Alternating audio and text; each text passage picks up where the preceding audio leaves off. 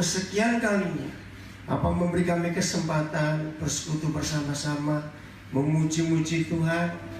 Dan sekarang kami akan belajar mengenal hati Tuhan lebih dalam lagi.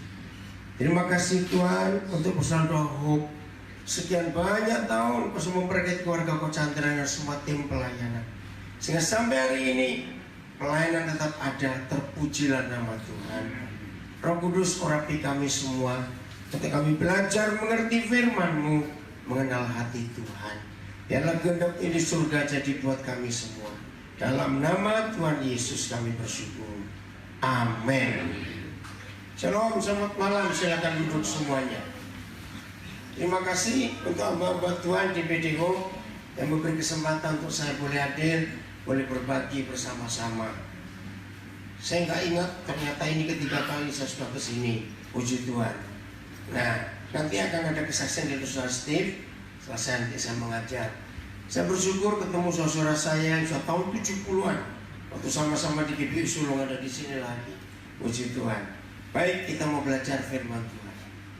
Saya tanya kepada saudara satu hal saja, ya satu hal saja, yang paling penting dalam hidup kita sebagai murid-murid Tuhan Yesus itu apa?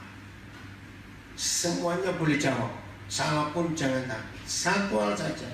Karena kalau satu ini tidak ada, maka semua pengiringan kita kepada Tuhan sia-sia. Hidup kita dengan Tuhan Yesus juga sia-sia. Satu ini. Ayo, siapa mau jawab? Taat. Bukan. Ayo. Kayak gak ada orang aja. Melakukan kehendaknya. Bukan. Belakang-belakang. Kasih. Bukan. Dua lagi. Pengampunan. Bukan. Apa? Pikul salib, sangkal diri. Bukan. Memuji Tuhan. Bukan. Apa? Setia. Bukan. Salah semua. Semua itu baik. Semua yang saya ucapkan itu tidak salah.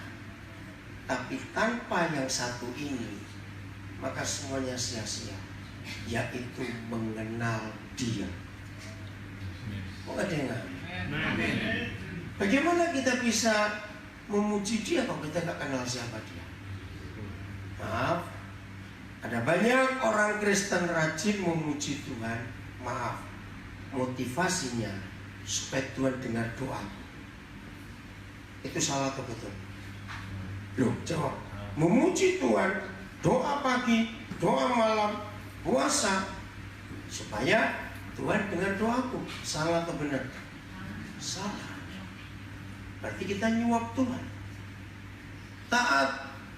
Bagaimana kita mau taat pada seseorang kalau kita nggak pernah kenal dia itu siapa? Kasih. Bagaimana kita bisa mengasihi seseorang kalau kita nggak pernah kenal dia itu siapa? Sangkal diri, pikul salib. Oh, itu lebih berat lagi. Salibnya siapa? Kalau kita nggak pernah kenal. Karena ini kesalahan fatal gereja. Khotbah-khotbah boleh bagus, doa-doa kesembuhan boleh luar biasa, dan macam-macam lagi. Tapi kalau kita nggak kenal Dia, semuanya sia-sia. Kok nggak ada yang amin sih? Diam aja tadi. Terus nggak respon, pulang aja sudah. Betul? Kenal Dia. Itu lebih daripada apapun juga. Oke. Siapa yang setuju? Ternyata banyak orang Kristen itu kecewa dengan Tuhan. Betul atau tidak? Nah, ini jawabannya. Kenapa bisa kecewa? Enggak kenal. Kalau kita mengenal Tuhan, enggak akan ada kecewa. Suami istri yang sering saling menuntut untuk tidak mengecewakan, itu bukti dua orang itu belum kenal. Kalau suami istri sudah saling kenal, perlu nggak ada tuntutan? Lalu kalau tuntutan nggak diberi terus kecewa? Tidak akan. Justru kalau suami istri sudah saling mengenal, maka kelemahan kekurangan pasangannya itu bisa diterima karena sudah kenal. Jawab betul atau tidak? Maka itu kalau dalam pernikahan isinya cuma tuntut menuntut, pindah aja ke pengadilan tinggalnya. Oh gampang. Kan di pengadilan isinya tuntut menuntut. Jadi suami istri yang terus menerus kecewa dan menuntut pasangannya, kamu harus begini, ya situ nggak bisa, kamu harus begitu. Berarti dua orang itu belum kenal. Saudara, ini yang terjadi dalam kehidupan kita. Maka itu lamanya kita menjadi Kristen tidak jaminan kita kenal dia. Boleh gak saya ngomong kalimat ini? Betul tidak? Lamanya kita menjadi Kristen itu tidak jaminan. Apalagi Chandra duduk, Chandra suka dengar firman. Apalagi, maaf saya ngomong ini, 90 sekian persen orang-orang Kristen ke gereja ikut persekutuan doa, ikut doa pagi, ikut doa malam. Maaf, 90 sekian persen jadi banyak hanya minta Tuhan menjawab doanya. Iya atau tidak? Dan itu salah. Berarti belum kenal. Maka itu ayo kita belajar hari ini, saudara, mengenal Tuhan itu segala-galanya. Oke, kita baca 2 ayat dulu. Hosea 4 ayat 6. Apa yang terjadi kalau kita tidak mengenal Tuhan? Ngeri, saudara. Oke, Hosea 4 ayat 6. Ada di situ. Umat Tuhan bagaimana? Baca. Ayo, umat Tuhan bagaimana? Binasa. Tahu arti kata binasa? Masuk neraka. Umat Tuhan berarti bukan orang kafir, orang Kristen. Izinkan saya mengatakan kalimat ini, termasuk di dalamnya ada hamba-hamba Tuhan. Kenapa kita binasa? Karena tidak mengenal Tuhan. Loh, kenapa nggak kenal? Ini loh alasannya, titik koma, karena kita terus baca. Karena kita menolak pengenalan itu. Nah, kalau firman Tuhan berkata karena kita yang menolak untuk mengenal, berarti awalnya Tuhan ingin kita kenal dia, tidak? Ingin, cuma kita menolak. Di seluruh dunia ini, bangsa apa saja punya satu konsep. Untuk bisa mengenal seseorang, itu caranya bagaimana? Cuma satu. Oh, berarti gak pernah punya teman ini. Oh, gak bisa jawab. Untuk mengenal seseorang, seluruh dunia cuma punya satu konsep. Apa itu? Komunikasi kurang, hubungan kurang, bergaul, betul, akrab. Nah, saya kembali lagi, ketika 90% lebih model kekristenan mencari Tuhan hanya untuk supaya Tuhan bisa menolong masalahnya, memberi jalan keluar akan kesulitannya, itu nggak bergaul. Itu cuma butuh Tuhan kalau ada masalah. Ayo jujur, kalau saudara punya sahabat model kayak begitu, deket-deket saudara kalau dia butuh, mau nggak punya sahabat yang begitu? Enggak. Maaf, 90% kekristenan modelnya begitu.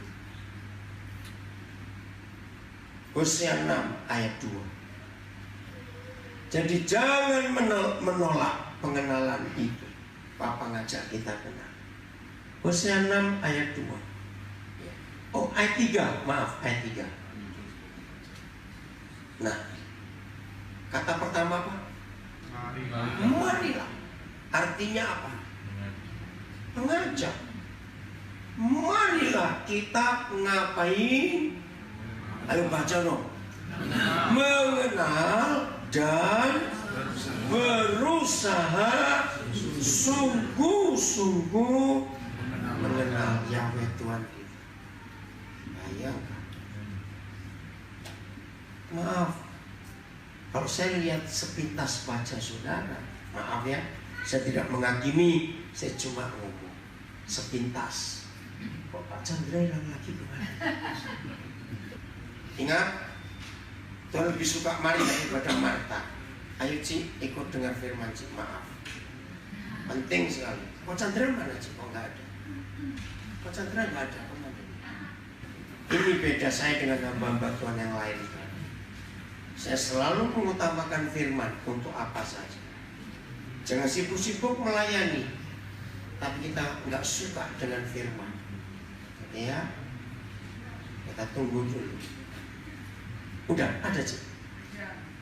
Tahu Cik? Ingat ya, saya mau ngomong kepada saudara. Tuhan, enggak apa-apa dengar firman maksudnya. Dengar firman, duduk, itu penting. Ingat ya, Tuhan jauh lebih suka kita bersekutu dengan firman-Nya daripada kita sibuk-sibuk terus. Wes Cik, duduk Cik, nggak boleh keluar masuk. Patah nono kompor itu, nggak apa-apa, nggak penting. Itu barang jadi tai sebentar lagi. Serius, saya kalau ngomong kasar, saya nggak mau mengutamakan makanan lebih daripada firman. Perhatikan baik-baik. Nah, lihat firman ini ajakan Tuhan. Marilah. Jadi ngajak siapa? Yang ngajak siapa? Tuhan. Marilah kita mengenal dan berusaha sungguh-sungguh mengenal Dia. Berarti serius, bukan main-main. Sedikit sekali, sedikit di Alkitab Tuhan ngajak kita berdoa sedikit. Catat. Tapi justru yang sedikit ini kita perbanyak, dan itu salah. Yang banyak ditulis di kitab suci kita adalah ajakan mengenal Dia, bukan berdoa. Coba saya buktikan ini ya. Saya tahu jawaban saudara. Kalau kita sungguh-sungguh dengan Tuhan, sungguh-sungguh ya, tahu kata sungguh-sungguh? Hidup taat, hidup benar, hidup nurut Tuhan. Percaya tidak? Enggak usah banyak doa, apa kita tahu kita perlu. Betul? Yakin? Ya. Maka itu jangan banyak-banyak sembahyang, tahu. Justru saya balik. Kalau saudara sering-sering berdoa, justru saudara sedang dalam posisi tidak aman di hadapan Tuhan. Dengar kata, saudara sedang dalam posisi tidak aman di hadapan Tuhan karena takut ditinggal, takut Tuhan gak perhatikan aku. Mau kalau doa panjang-panjang, gak perlu. Pemazmur pernah menulis, kita ini belum ngomong, Tuhan sudah ngerti semua ayatnya. Maka itu kalau berdoa jangan cerewet sendiri. Tuhan sudah tahu kita belum ngomong. Terus gimana caranya? Itu tadi, mengenal, bergaul. Sungguh saudara, hal yang menyedihkan bagi Tuhan bukan karena kita tidak memberi persembahan. Tidak. Maaf. Orang Kristen pasti memberi persembahan, apalagi perpuluhan. Tapi maaf, motivasinya salah. Supaya aku diberkati. Nah itu salah. Kita memberi bukan karena ingin diberkati, tapi kita mengasihi dia. Nggak diberkati pun nggak apa-apa. Bukan amin. Amin. Karena bukan itu tujuan kita. Betul ya? Maka itu saya ulang. Baca baik-baik Alkitab. Sedikit sekali ayat yang memberitahu kita suruh berdoa. Sedikit.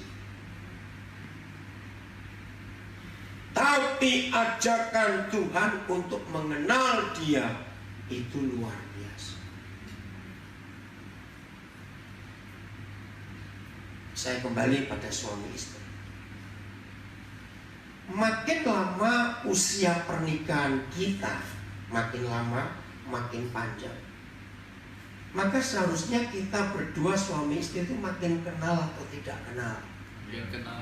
Makin kenal, makin lama. Lanjut.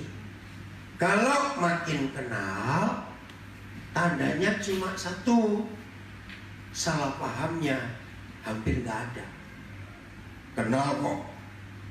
Kalau sering salah paham berarti belum kenal, cuma tahu.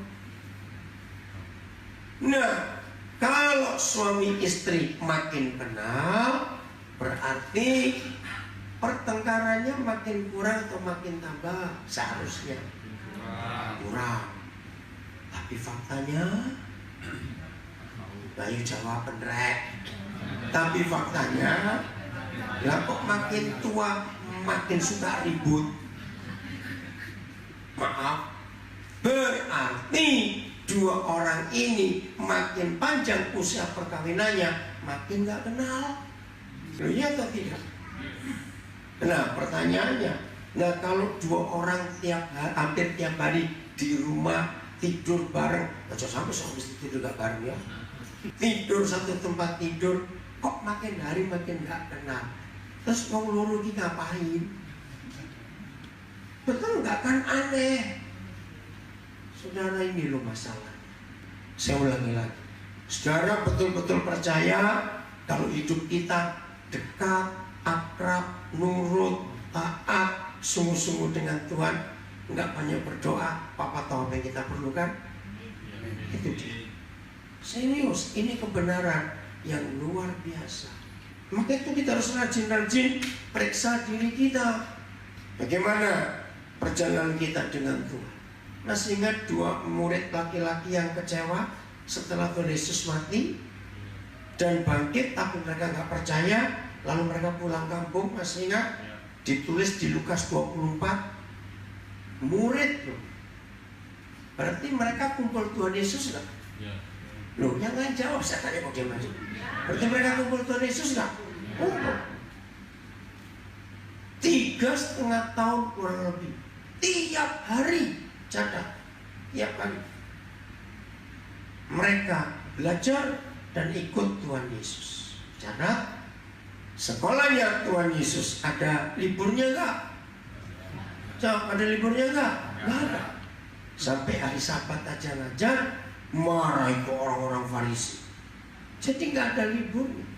Kedua, pernah nggak Tuhan Yesus ditulis di Alkitab dia sekat kepala terus nggak ngajar diganti Nikodemus? Dia jawab, saya tanya kok ini nggak ada. Berarti sekolah yang nggak pernah libur dan diajar langsung oleh Tuhan Yesus. Seharusnya murid-muridnya bagaimana? Pintar-pintar, hebat-hebat. Terbukti on. Mereka kecewa, mereka pulang kampung. Masih ingat ya kisah itu? Nah ini loh contoh. Bagaimana kalau hidup kita tidak sungguh-sungguh dengan Tuhan? Ngeri. Maka itu jangan lupa ya, di Hosea 4 ayat 6 tadi kita binasa kalau kita nggak mengenal. Nah, lebih jauh. Ada satu hal di dalam bergaul yang orang banyak nggak suka. Bagaimana dua orang yang bergaul bisa saling mengenal kalau nggak pernah ada gesekan? Betul tidak? Betul ya? Nah, ini dia. Ayo kita lihat Ibrani 12 mulai ayat 5. Ibrani 12 mulai ayat 5. Kita lihat ayat ini. Dan sudah lupakah kamu akan Bacakan apa? Nasihat. Nasihat yang berbicara kepada kita seperti kepada anak-anak. Hai anakku, terus janganlah anggap enteng didikan Papa di surga, dan janganlah putus asa apabila kita diperingatkannya. Stop dulu. Ini hal yang luar biasa. Kalau ada firman supaya kita jangan putus asa apabila kita ditegur, diperingatkannya, dididik, itu berarti enak atau tidak? Loh, artinya enak atau tidak? Jangan putus asa. Kalau Papa sedang didik kita dan kita ditegur, diperingati, enak atau tidak? Kata jangan putus asa itu. Ayo jawab. Tidak enak. Ini baru satu ayat. Nah, bergaul dengan Papa di surga, jangan cuma harapkan yang enak-enak, yang baik-baik. Tidak.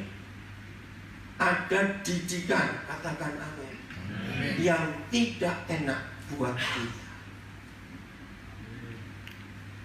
Artinya sekarang ini salah satu hal yang banyak orang Kristen tidak suka.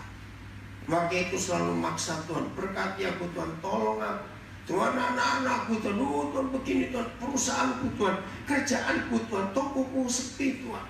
Sudah didoakan habis, anjingku sakit. Ada nggak yang seperti itu? Ayat 6. Ayat 6. Karena Papa ngapain? Ayo baca. Baca yang baik. Bukan mengajar. Bukan mengajar. Menghajar. Beda tidak? Mana yang lebih berat? Mengajar. Saya harus ngomong, masih sedikit sekali orang Kristen yang tahan waktu dihajar oleh Papa di surga. Betul? Buktinya banyak yang ngomel. Karena Papa menghajar orang yang kan aneh. Selama ini konsep kita mendengar, oh Tuhan mengasihi, Tuhan baik, lagu-lagu pujian isinya begitu. Tapi kita lupa, kasih itu nggak cuma ngelus-ngelus. Betul? Sekali-sekali boleh dikaplok gak? Belum ditanya kok. Nggak cuma dilus-lus, ngerti kalian ngerti? Lu ya atau tidak cepat jawaban? Ya wis, itu loh. Sekali-kali kasih itu perlu mukul, nggak cuma ngelus-ngelus. Ingat itu. Dan ayo dan baca. Papa menyesal. Apa kata lain? Pelan-pelan dulu. Apa kata lain menyesal? Mukul. Siapa? Orang yang diakuinya sebagai anak. Pertanyaannya, kapan terakhir kali saudara merasa pernah disesah dan dihajar oleh Papa di surga? Awas kamu jawab, kira-kira tubuh pahlawan belum jadi. Wih, awas kamu. Terus, 7.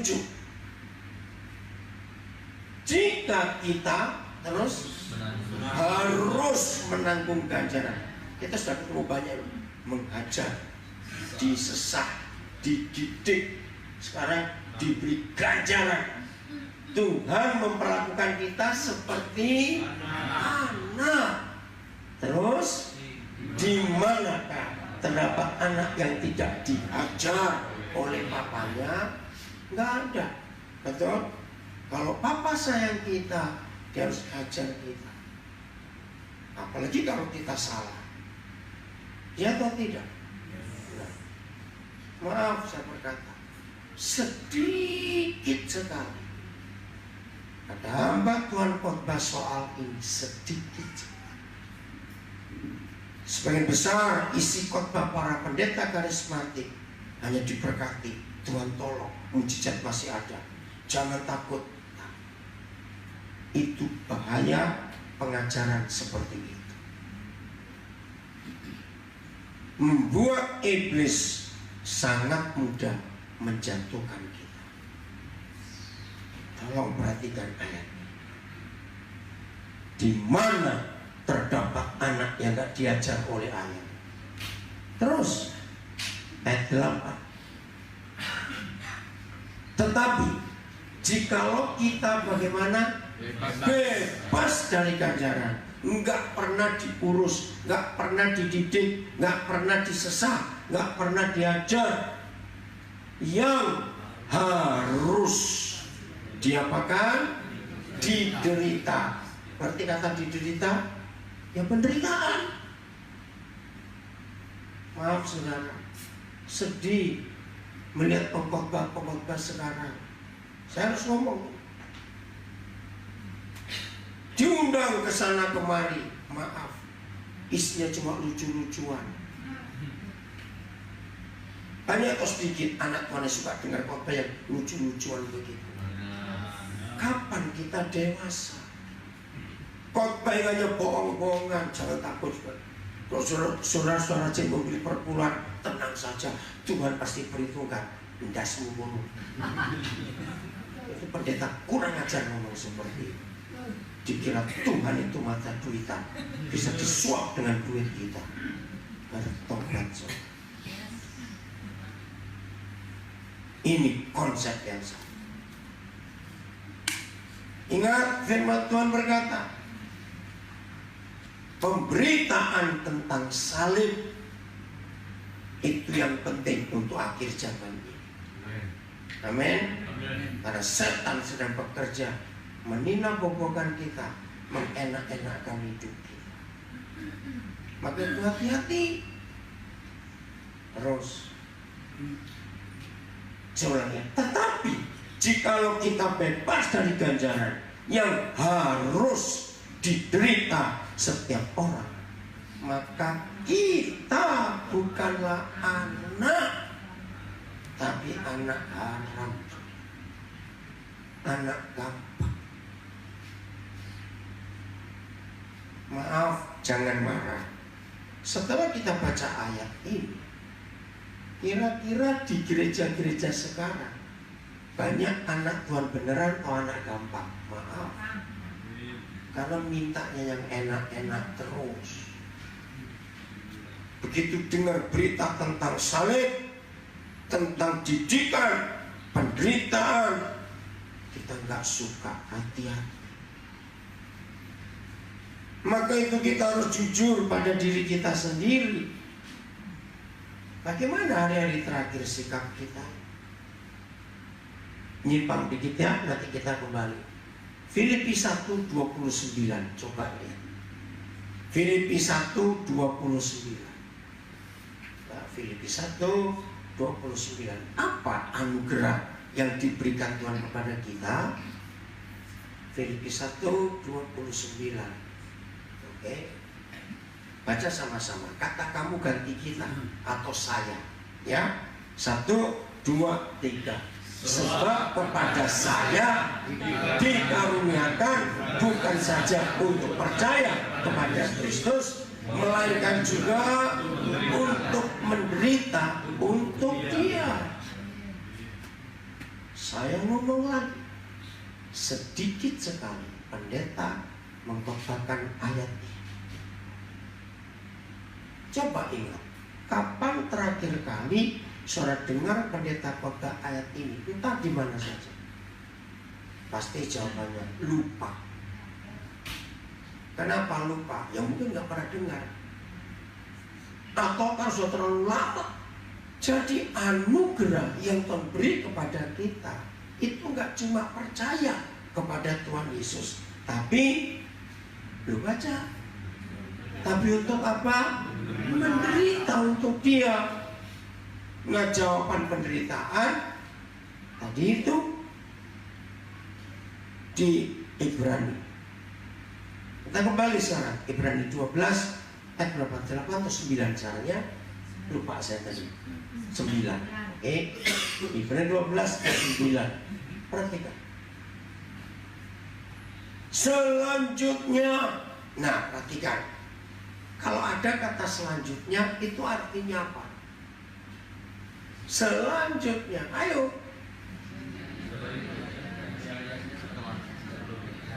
Oh, coba. Artinya nggak boleh stop terus. Enggak, amin. Kata selanjutnya artinya terus. Karena kalau kita baca besok pagi bunyinya, nah yuk selanjutnya kita baca tahun depan, berarti tiap hari ini. Amin. Selanjutnya dari ayat kita yang sebenarnya, Papa di dunia ya, kita beroleh ganjaran, dan Papa kita hormati. Ayat 10. Oh, kalau belum ya 9 ya. Kalau ada kepotong. Kalau demikian, teruskan. Bukankah kita harus lebih taat kepada Bapa segala roh supaya kita beroleh hidup? Nah, jadi saya balik. Kalau kita tidak taat pada Bapa yang segala roh ini, berarti kita mati. Binasa. Kembali ke Bapak itu tadi, Hosea 4 ayat 6. Lanjut ayat 10. Sebab papa-papa dunia ini ngapain? Mendidik kita dalam waktu yang pendek, sesuai dengan apa yang mereka anggap baik. Masa papa ngebuki kita 4 hari gak berhenti? Gak mungkin, bukan? Pendek. Asal kita ngerti yang papa mau. Terus masih belum selesai 10. Nah, memang. Nah ini memang. Apa kata lain memang? Betul. Sebenarnya coba pakai bahasa Surabaya. Ya wis ngono gitu aja. Betul enggak? Memang tiap-tiap ganjaran pada waktu itu diberikan tidak mendatangkan sukacita, tapi dukacita. Nah ini stop, hanya doa minta diberkati, minta ditolong, Tuhan tolong jawab. Wah, aku sudah puasa sekian lama kok Tuhan gak jawab. Stop. Memang tiap-tiap ganjaran pada waktu itu diberikan tidak mendatangkan sukacita, tapi dukacita. Hasilnya tetapi, ayo baca, tetapi kemudian apa? Bukan iya, baca yang baik. Bukan, tetapi kemudian ganjaran itu, didikan itu, sesahan itu, hajaran itu menghasilkan buah kebenaran yang memberikan damai kepada kita yang dilatih oleh. Nah, kalau begitu, suka nggak kita ngalami semuanya ini? Loh, saya tanya, suka nggak? Enggak. Oh, suka. Pura-pura saja. Betul nggak saya ngomong? Jangan sok lah. Oke? Tapi suka nggak suka harus suka, karena menghasilkan ini loh. Wah, menghasilkan sesuatu yang luar biasa. Betul? Sungguh. Awas diajar ngomel, jahit mulutmu supaya nggak ngomel lagi. Serius, ini hal yang penting dalam hidup kita. Oke? Nah, apa kesimpulannya? Ini dia. Setelah itu kita tahu kesimpulannya adalah saudara dan saya harus hobi diajar. Amin. Loh, kalau enggak ya kita anak haram gitu aja. Betul enggak? Maka itu kalau sudah 3 hari kok enggak diajar, tanya, Papa kapan aku diajarnya? Nah, itu baru anak yang benar. Amin. Nah, maka kesimpulannya bukan berarti sesuatu belum, masih panjang begini. Maka artinya yang menjadi murid Yesus itu harus ketagihan masalah. Wah, bukan cari masalah, beda. Setuju? Ya, kalau enggak kan udah pinter-pinter. Serius. Jadi firman Tuhan isi yang paling banyak bukan suruh doa, itu dikit. Isi yang paling banyak dari kitab suci kita adalah dididik, diajar, dibentuk, diproses. Apa lawannya proses? Bukan tidak diproses, enggak. Ayo, apa lawannya proses? Yang bisa jawab saya kasih hadiah, tapi beli sendiri. Apa lawan katanya proses? Pembiaran, bukan. Zona nyaman, hampir betul. Coba kasih kata yang umum, betul, zona nyaman. Tapi sulit dimengerti, yang gampang aja. Apa? Mujizat. Itu lawan katanya proses. Maka itu murid Yesus dilarang keras menantikan mujizat. Oh, gak berani amin. Karena sudah terlanjur salah khotbah. Saya mau buktikan supaya saudara ingat. Siapa masih ingat kalau ada KKR kesembuhan ilahi, baik pendeta luar negeri maupun pendeta Indonesia? Ingat ya? Pertanyaan penting. Sepengetahuan saudara, yang banyak terima mujizat itu yang orang baru, belum Kristen atau yang sudah Kristen? Itu jawaban. Saya dulu bertanya, kenapa sepertinya Bapak kok pilih kasih? Kita yang Kristen jarang sekali dapat mujizat di acara-acara itu. Dan ini jawaban. Untuk anak-anak tidak boleh harap mujizat, karena itu proses. Amin gitu, diam lagi. Ini lupa atau nggak mau ya? Saya ulangi lagi. Untuk murid-murid Tuhan Yesus, untuk anak-anak Bapa di surga, bukan mujizat, harus proses. Betul? Maka itu kalau sakit, asal karena Tuhan izinkan, bukan goro-goro cangkem geragas. Maaf saya ngomong. Tahu cangkem geragas? 80% orang sakit itu karena mulutnya rakus, ketok dimplok. Betul?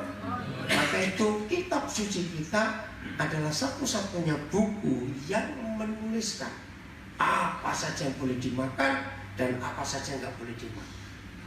Dan cuma masalahnya, yang Papa larang makan itu enak semua. Iya apa tidak? Nah itu masalahnya. Maka itu kalau sakit bukan karena dosa, tapi karena kita sedang dalam proses dididik, dihajar dan disesat. Dengar, jangan minta cepat-cepat sembuh. Kok kayak gak ada orang? Betul? Nikmati, itu proses. Ayo, bagaimana ini contoh? Kalau ada anak-anak ujian, terus mamanya doakan, aduh kasihan anakku ini ujiannya berat sekali. Terus datang ke sekolah, ke kepala sekolah, boleh nggak ujiannya sehari aja? Kira-kira diterima nggak jawab pertanyaan? Enak aja, ujian sehari. Jadi kalau ada ujian harus ya selesaikan dulu. Betul ya? Nah seperti itu Tuhan izinkan. Jadi tidak semua sakit harus didoakan sembuh. Tidak. Begitu pula tidak semua masalah harus didoakan. Tidak. Maka itu bagi beberapa orang yang tidak tahu prinsip saya ini, saya dikira pendeta sombong. Saya itu kalau di kebaktian mana saja kan biasa, jemaat ada yang manja-manja itu. Begitu ketemu pendeta baru, tolong doakan. Saya kena pendeta, minta doa semua. Malaikatnya pusing, kok kamu lagi. Maaf, saya nggak mau doakan. Saya bilang nikmati, pulang. Kok nggak berani amin? Karena memang Tuhan sedang didik kita, sedang mengajar kita. Wah, ini mukanya jadi gak enak sebenarnya. Serius. Ini yang harus kita pelajari dalam hidup kita. Setuju? Harus berubah. Jangan harapkan mujizat. Nikmati proses. Saya sering memberi ilustrasi yang gampang sekali. Apa bedanya beling dan berlian? Cepetan jawab. Apa bedanya beling dan berlian? Nah, prosesnya. Mana yang lebih lama prosesnya? Berlian. Maaf, saya cuma ngomong. Kalau lihat sepintas yang ada di sini semua, pasti nggak ada yang pernah beli berlian. Saya nggak menghina. Saya cuma ngomong. Tapi paling tidak suka kalau dikasih berlian. Wah, dia ngamen itu. Dengerin ya, dengerin. Beli berlian itu perlu dites kan? Betul? Tidak boleh orang beli berlian hanya percaya pada penjualnya. Harus ada tes. Untuk apa? Iya, supaya tahu ini asli atau tidak. Oke, nanti kita lihat ayat. Nah, setelah kita dengar firman sampai di sini, berarti menurut saudara lebih banyak orang-orang Kristen itu beling atau berlian? Atau klip-klipin? Ayo, sama dengan ini kebanyakan orang Kristen itu beling atau berlian? Beling. Kenapa beling? Ayo, kenapa lebih banyak orang Kristen itu beling bukan berlian? Karena nggak mau diproses. Baru tangan Tuhan demek. Aduh. Belum diapa, waduh. Ya maka itu Tuhan yang nggak bisa maksa. Karena anak Tuhan itu gembeng yang luar biasa. Tahu gembeng? Apa itu? Cengeng. Ngerti nggak ilustrasi? Oke, kita lihat 1 Petrus 1 ayat 5. Nah, ini yang kita harus kenal. 1 Petrus 1 ayat 5. Bukan 5 ayat 1, 1 ayat 5. Kembali itu. 1 Petrus 1 ayat 5. Yaitu kita yang dipelihara dalam kekuatan Tuhan karena iman kita. Sementara kita ngapain? Ayo. Terus Pak, sementara kita ayo, ayat 5. Sementara kita ngapain? Menantikan. Ayo. Nah ini, menantikan apa? Keselamatan yang telah tersedia untuk dinyatakan pada zaman akhir. Saudara perhatikan kalimat. Ada 2 macam keselamatan. Satu, keselamatan pertama kali kita terima Tuhan Yesus. Itu dihapuskan semua dosa pelanggaran kita. Begitu kita terima Tuhan Yesus, kita diangkat jadi anak-anak Bapa di surga. Tapi menurut ayat ini ada keselamatan yang kedua yang hanya akan dinyatakan kapan? Ini loh. Betul tidak? Yaitu kita yang menantikan keselamatan yang telah tersedia untuk dinyatakan buat kita di zaman akhir. Jadi proses keselamatan itu berjalan. Enggak sekali selamat tetap selamat, tak kok enak. Hati-hati pelajaran hyper grace. Hati-hati. Yang menyesatkan sekali. Karena intinya, enak berbuat dosa tetap masuk surga. Ya surga yang bamu pun. Enggak kayak ngomong. Maaf saya ngomong. Ya enggak ngerti kok usah. Baca baik-baik ayat ini. Keselamatan pertama memang ketika kita terima Tuhan Yesus. Dan itu proses berjalan. Dididik, dihajar, disesak. Ingat ya tadi itu ya. Supaya terus makin hari makin tinggi nilainya. Dan keselamatan yang sesungguhnya baru akan dinyatakan pada akhir zaman. Belum, sekarang kita masih menuju ke situ. Ayat 6.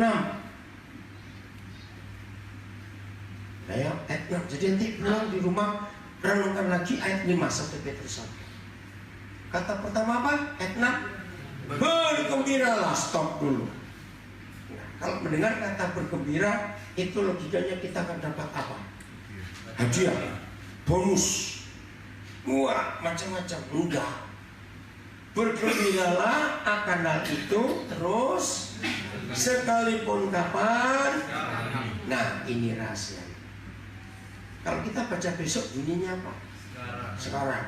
Kita baca tahun depan bunyinya apa? Sekarang. Kita baca 10 tahun yang akan datang bunyinya apa? Sekarang. Maka harus diganti begini. Bergembiralah akan hal itu sekalipun tiap hari.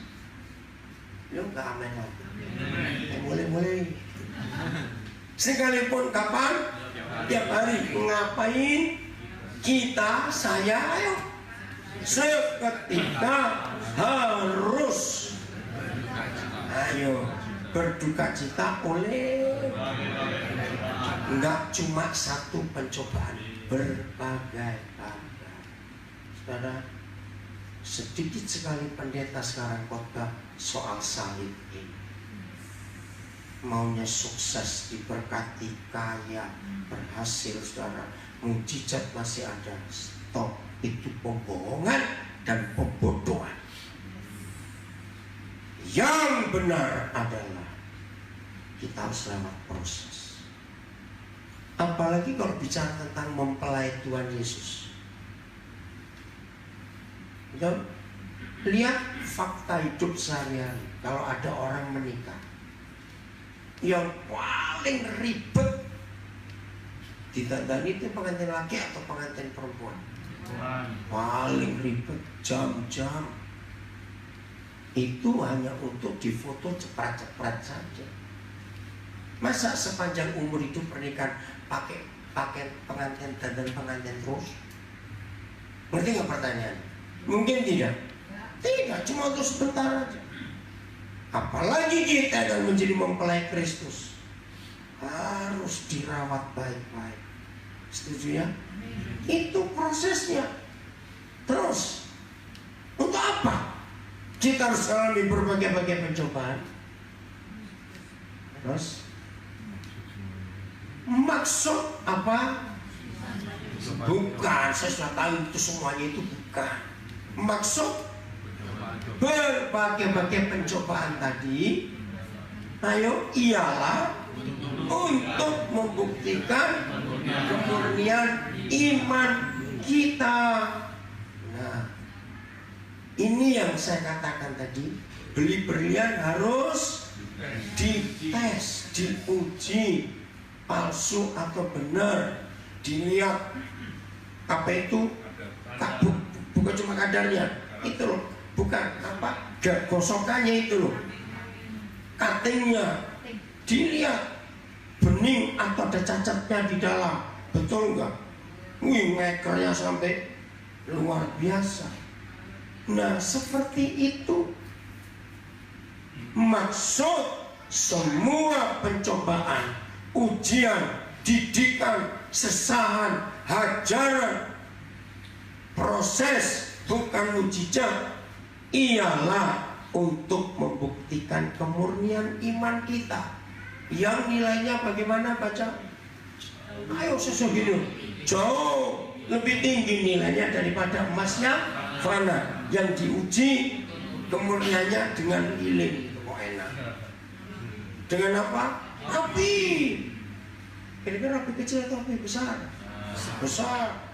Oke. Terus sehingga kita, ayo baca, memperoleh puji-pujian, kemuliaan, kehormatan pada hari Kristus Yesus menyatakan diri. Nah, ini akhir zaman. Jadi keselamatan kita dari pertama kita percaya Yesus itu harus berjalan proses sampai pada akhirnya Yesus menyatakan diri, maka kita harus dapat pujian, kehormatan, dan kemuliaan. Ingin nggak sampai di situ? Ingin? Stop minta mujizat. Nikmati yang tidak enak itu. Betul? Mau nggak kita semua akhirnya jadi sama seperti Yesus? Ya harus, karena itu tujuan akhirnya. Kalau tidak ya kita nggak dewasa-dewasa. Bagaimana salah satu cara Tuhan menjawab doa kita? Ku mau sepertimu Yesus. Jawab saya, apa bukti doa itu dijawab? Apakah begitu ku mau sepertimu Yesus, terus bim salah bim ding jadi Yesus itu? Kok enak? Gimana jawaban doanya? Oh, di proses. Lewat siapa? Orang-orang yang menjengkelkan. Maka itu kalau ada orang-orang seperti itu, ojo mbok usir. Amin. Jangan disuruh pergi. Kalau sudah 2 hari nggak ada, cariin kemana? Oh nggak ada. Orang-orang yang jengkelin, orang-orang yang nyebelin. Dengar nggak sih saya ngomong ini, kok diam saja? Ya jawab. Kalau tidak, kapan kita sempurna? Betul? Maka itu proses itu harus kita nikmati, tidak ada pilihan lain. Iman yang bagaimana, keselamatan yang bagaimana. Saya bersyukur, saya masih ingat hari pertama saya diselamatkan. Itu tanggal 20 Agustus tahun 70 di Gelora Pancasila, Indragiri. Itu saya lahir baru. Jadi sampai tahun ini sudah 49 tahun. Tetap belum selesai proses itu. Jadi berapa tahun saya diproses? Jadi saudara diproses berapa tahun? Loh kok gak jawab? Seumur hidupmu gitu loh jawabnya, kok sudah benar. Apa? Belum hitung. Apa? Gak usah dihitungi, capek. Jalani aja. Nah, kok tertawa semua gini loh? Kok gak ada yang nangis saya ngomong begini? Berarti proses itu indah, menyenangkan atau tidak? Menyenangkan. Nah, dengerin istilah ini. Bisa nggak kita dijubit dengan jarak 3 meter? Wih, tangannya satu panjang. Ngerti ilustrasi ini? Jadi Tuhan kirimkan sikat untuk. Jadi Tuhan kirimkan sikat kepada kita untuk bersikat. Itu bukan yang dari tetangga sebelah. Sing saomah itu, right? Betul, yang satu rumah itu. Ah, kok nggak ada yang ngamen? Halo? Nah itu kalau mertuamu betah di rumah, puji Tuhan. Lu kok tertawa semua, kenapa ini? Amin. Apa lu sungguh amin? Nah ya kenapa? Diproses. Jangan tanya, maka kan mau pulang. Awas begitu. Supaya cepat selesai. Amin. Kalau kita meningkat, naik kelas, ada lagi prosesnya. Betul? Siap? Belum. Yang punya tetangga jual, jangan ingin pindah rumah, tetap di sini. Kalau saudara menang, tonggomu sing mental. Ya jadi nggak percaya. Serius, saudara. Karena Tuhan sayang kita. Pengen nggak sempurna kayak Tuhan Yesus? Ya memang itu tujuannya, betul? Mau ya berubah mulai hari ini? Kalau begitu hidup Kristen menyenangkan tidak? Sangat menyenangkan, bergairah. Karena akan dapat pujian, kehormatan, kemuliaan pada Yesus. Ayat terakhir, Yudas ayat 20. Ini loh tujuan iman kita yang kayak apa? Yudas ayat 20. Nggak ada pasalnya kalau Yudas. Kita lagi habis ya? 30 detik. Hah? 30 detik lagi. 10. 30 detik. Oh iya, tidak apa-apa ya. Bagaimana? Yakub Yudas 20. Akan tetapi kamu saudara yang kekasih, bangunlah dirimu sendiri di atas apa? Dasar iman yang paling suci. Dan berdoalah pada Roh Kudus. Tuhan cari iman yang paling suci untuk kita semua. Oh enggak. Jadi ada iman yang suci, setengah suci, tidak suci, seperempat suci. Apa sih iman yang suci? Iman yang suci adalah iman yang sekedar untuk hal-hal dunia ini. Tuhan, aku ingin punya mobil, Tuhan. Kamu sih Tuhan, kok kan nggak kasih saya mobil, saya nggak ke gereja. Tuhan jawab, sakarepmu.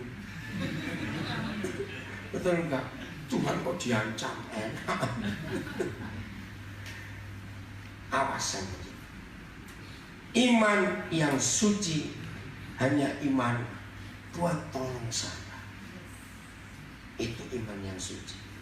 Dan itu bukan yang Tuhan mau. Yang Tuhan cari adalah iman yang paling suci. Imannya Sadrak, Mesak, Abednego. Masih ingat iman yang berkata, sekalipun Tuhan tidak menolong kami, kami tetap menyembah Tuhan. Itu iman yang paling suci. Iman yang setengah suci, begini, ada pendeta korban. Saya nggak punya uang tapi pengen punya mobil, masuk showroom puteri mobil ini. Karena dengar nggak khotbah seperti itu, ngawur. Mana ayat itu iman tidak suci? Dan iman yang memaksa Tuhan untuk menjawab doa. Salah. Lihat 1 Yohanes 5 ayat 14. 1 Yohanes 5 ayat 14. Serius, saudara. Tuhan ingin mencari iman yang benar di akhir zaman. 1 Yohanes 5 ayat 14. Baca sama-sama. 1, 2, 3. Dan inilah keberanian percaya kita kepada Bapa di surga, yaitu bahwa Ia mengabulkan doa kita jikalau kita minta sesuatu kepadanya menurut kehendak-Nya. Dengan pertanyaan, jadi kita nyerocos dulu dalam doa atau kita cari kehendak-Nya dulu baru berdoa? Nah, yang benar yang mana? Nah, faktanya, nah, maksa-maksa Tuhan lagi. Maka itu banyak doa tidak Tuhan jawab sebab doa kita salah. Mulai hari ini berubah. Jangan minta sembuh, jangan minta berkat, jangan minta tolong, jangan minta ini sebelum kita tahu apa kehendak Bapa untuk hal ini. Sekali lagi banyak khotbah yang salah. Beriman saudara, percayalah Tuhan pasti memberi. Nah itu salah. Betul? Bukan begitu. Stop oleh hari ini, cari kehendak-Nya dulu. Mendoakan orang sakit juga begitu. Papa, apa kehendakmu sehingga saudaraku ini sakit? Kalau Tuhan berkata aku ingin mengajar dia, ya udah, bukan doa sembuh, minta Tuhan sanggupkan dia. Beritahu dia, Tuhan izinkan kamu untuk meminta kekuatan. Walaupun, aduh, gak apa-apa, biarin. Enggak, amin lah. Amin. Apa saja. Sungguhnya mau berubah mulai hari ini. Betul, jadi Kristen yang dewasa, bukan Kristen anak-anak lagi. Serius. Tuhan ingin kita jadi dewasa. Bukan minta tolong terus, tidak. Tunggu prosesnya. Ada apa ini dengan hidupku? Kok seperti ini? Jelas ya? Ayo kita mulai berubah dengan kebenaran yang kita dengar. Yang selama ini maaf, kita salah konsep dengan Tuhan kita. Coba bayangkan, kalau semua doa kita harus Tuhan jawab, harus benar. Karena kamu gak kecewa. Pertanyaannya, lalu yang jadi Tuhan siapa? Jawaban, loh, kalau semua doa kita harus dijawab, yang jadi Tuhan siapa? Ngawur itu. Ya wes, kalau jadi Tuhan dia. Salah nggak konsep itu? Nah, salah kok diterus-teruskan. Mau berubah mulai hari ini ya? Nah, bagian terakhir. Ini doa. Coba saudara buka Lukas 11. Pasti hafal. Ayat 9. Coba lihat. Nah, kita akan belajar ini yang terakhir. Lukas 11 ayat 9. Jadi mulai hari ini jangan hanya asal nyerocos kalau berdoa. Hafal ayat ini? Jawab, hafal ayat ini? Hafal, kenapa hafal? Karena enak. Betul, minta terus. Faktanya, Tuhan selalu jawab apa yang kita minta, apa yang kita cari, apa yang kita ketok. Loh, dia selalu jawab? Tidak, berarti Tuhan bohong. Nah, terus gimana? Apa? Iya, ini loh. Oleh karena itu aku berkata kepadamu, mintalah, maka kamu akan diberi, maka akan diberikan kepadamu. Terus? Ayo, tunggu. Loh, bukan. Masih 9 belum selesai, Pak. Nah, oleh karena itu aku berkata kepadamu, ya, carilah maka kamu akan mendapat, ketoklah maka pintu akan dibukakan bagimu. Jelas sekali. Tapi kita sering lupa. Coba Pak kembali ke kalimat pertama ayat 9. Kita lupa 3 kata ini. Oleh karena itu. Nah, kalau ada oleh karena itu artinya apa? Ada apa? Cepetan. Ada apa? Sebelumnya ada sesuatu. Nah, sesuatunya itu kita nggak pernah cari. Oleh karena apa? Mau tahu nggak oleh karena apa? Supaya kita tahu. Maka kalau kita minta pasti diberi. Kalau kita cari pasti mendapat. Kalau kita ketok pintu pasti dibuka. Karena ada alasannya. Ayat 5.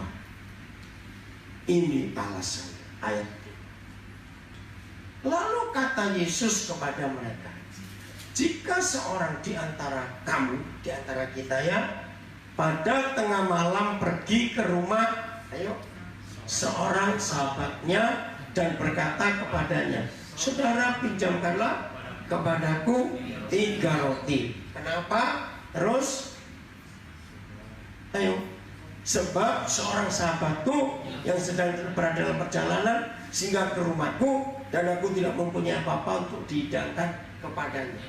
Stop sampai di sini. Oleh karena apa?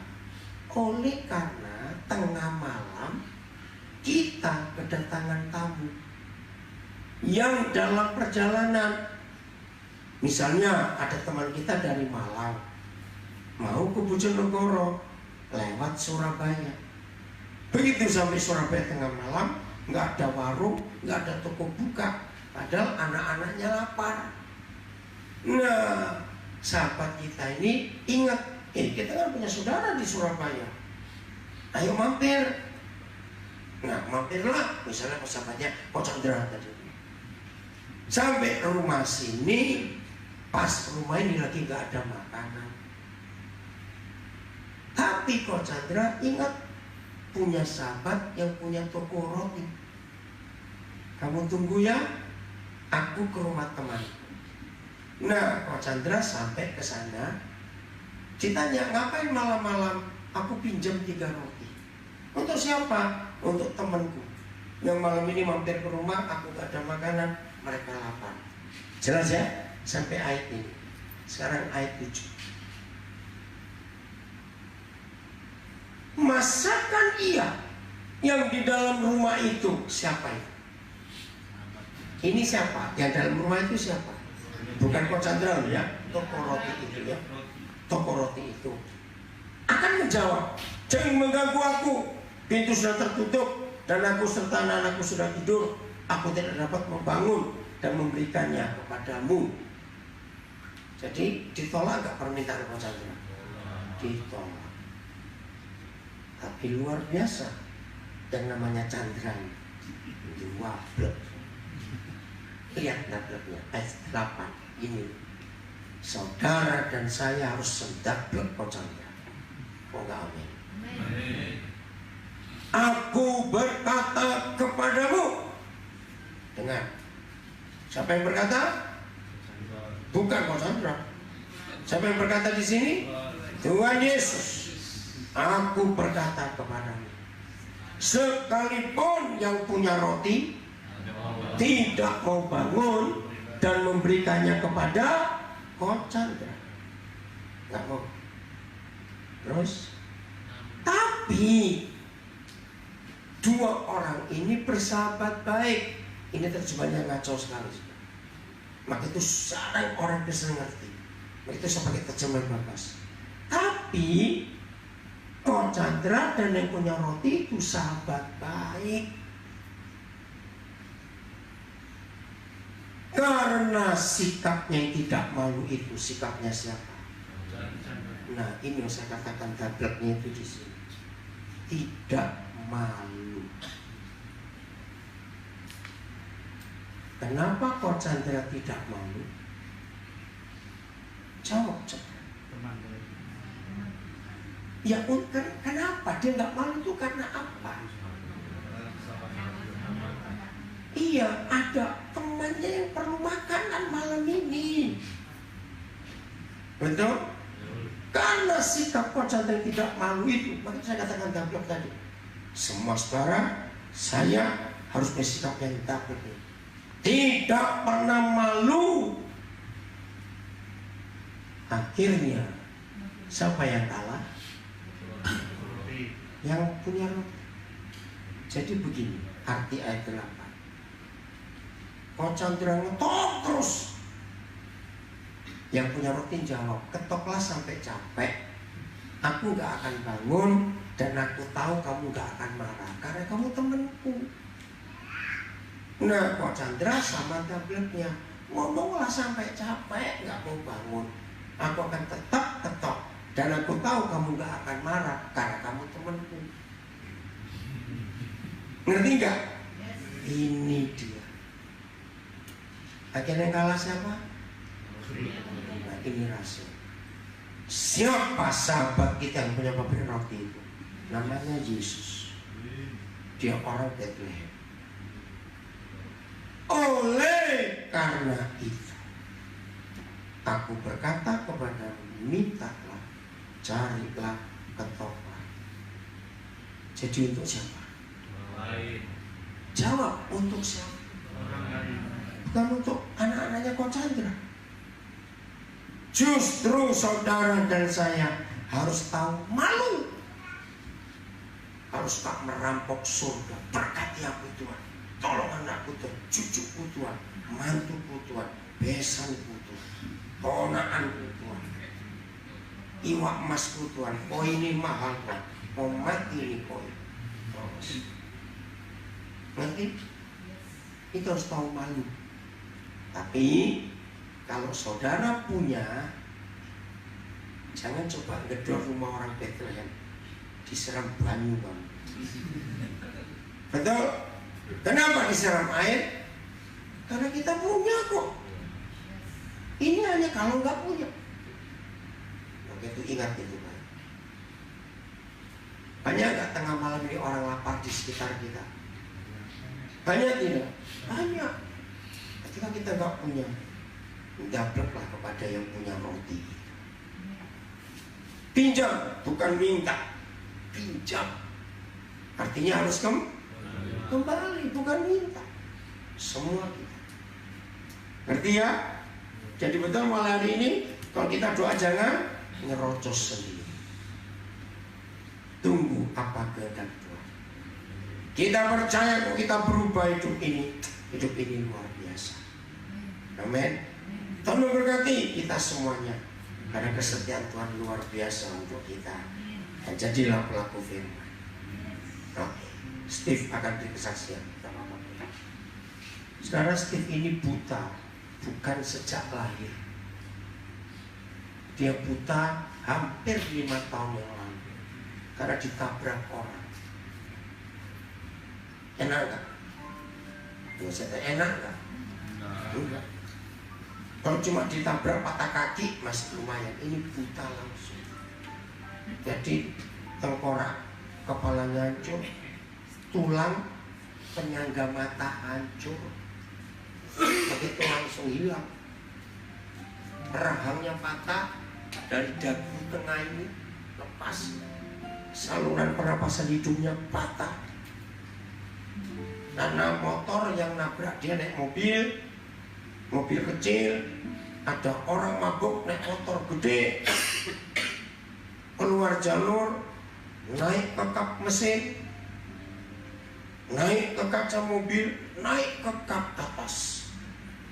Motornya jatuh ke kap, resep, tetap mobilnya kena kepalanya hancur. Orangnya mati dua-dua. Jangan. Sudah begitu masih diperkarakan di pengadilan. Jahat gak hukum itu. Tapi itu alasan saya ngajak dia keliling kemana-mana. Sudah setahun lebih nih saya jalan dengan dia untuk memberikan kesaksian, supaya kita tahu dia itu gak pernah ngeluh, gak pernah ngomel, selalu bersuka cita, ngucap syukur. Bayangkan, tiap sampai tempat yang baru, kalau kami nginep baik di rumah orang maupun di hotel, dia langsung pakai GPS. GPS tangannya. Saya tunjukkan, ini pintu masuk, ini kamar mandi, ini meja, ini tempat tidur, ini wastafel. Dia harus tahu dulu. Dan kami pindah-pindah keliling, tetap dia bersuka cita, nggak ngeluh sama sekali. Setiap orang yang makan bareng dia akan lihat, dia itu makan nggak pernah kejajaran, bisa bersih.